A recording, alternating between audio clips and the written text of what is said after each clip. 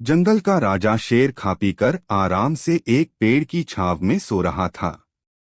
तभी कहीं से एक नटखट चूहा वहां आ पहुंचा और खेलने लगा। खेलते खेलते वह शेर के ऊपर चढ़ गया। कभी वह शेर की पीठ पर दौड़ता तो कभी सिर पर चढ़ जाता। कभी वह उसके कान पर झूलता तो कभी पूंछ से खेलता।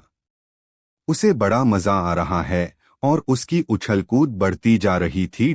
नटखट की धमाचौकड़ी से शेर की नींद टूट गई। आंख खोलकर उसने देखा कि एक छोटा सा चूहा उसके ऊपर खेल रहा है। उसे बहुत गुस्सा आया और उसने चूहे को अपने पंजे में दबोच लिया। शेर के पंजे में आते ही चूहे डर गया और थरथर कांपने लगा। शेर बोला, बदमाश चूहे, तेरी इतनी हिम्मत की तू जंगल के राजा शेर की नींद में खलल डाले।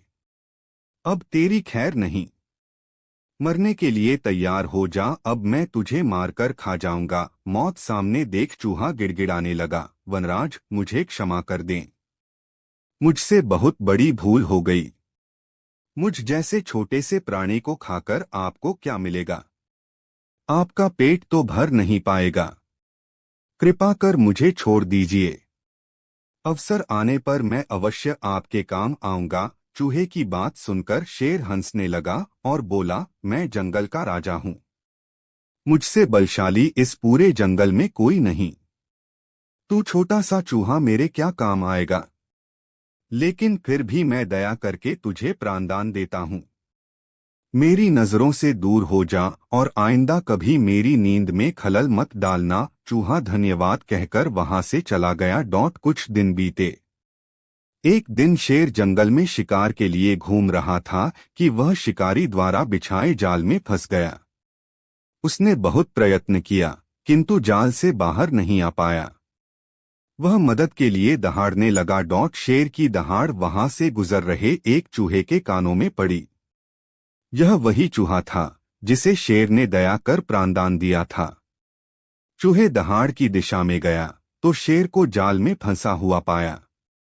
उसने फौरन अपने नुकीले दांतों से जाल काट दिया। शेर आजाद हो गया। उसने चूहे को धन्यवाद दिया तो चूहा बोला, वरराज आप शायद मुझे भूल गए हैं। मैं वही चूहा हूं जिसे अपने प्राणदान दिया था।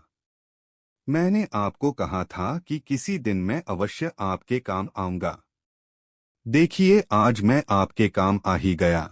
शेर को वह दिन याद आ गया और उस दिन की अपनी सोच पर बहुत पछतावा हुआ कि जिस चूहे को उसने तुच्छ समझा था, उसी की सहायता से वह शिकारी से बच पाया है।